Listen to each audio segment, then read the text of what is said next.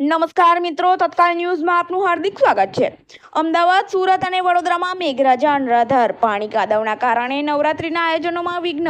આવતીકાલે સૌરાષ્ટ્રમાં અમરેલી, દીવ અને ગીર સોમનાથમાં રેડ એલર્ટ।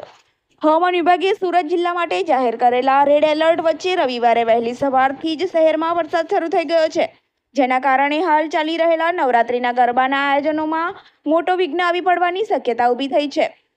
હવામાન વિભાગના વૈજ્ઞાનિક અભિમન્યુ ચૌહાણના જણાવ્યા અનુસાર આગામી દિવસોમાં ભારે વરસાદ રહેશે। નવરાત્રીના બાકીના નોરતામાં ખેલૈયાઓને ગરબા રમવામાં ભંગ પડી શકે છે।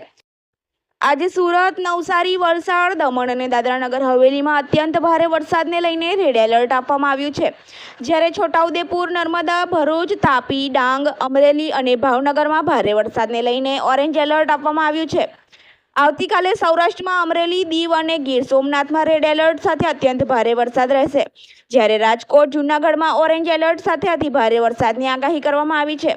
ત્રીજા દિવસે એટલે કે 30 સપ્ટેમ્બરના રોજ સૌરાષ્ટ્રમાં ભારે વરસાદ રહી શકે તેવી શક્યતા છે। આવા તત્કાલ ન્યૂઝને જોવા અને સાંભળવા અમારી ન્યૂઝ ચેનલને લાઇક, સબસ્ક્રાઇબ, શેર કરો। ધન્યવાદ।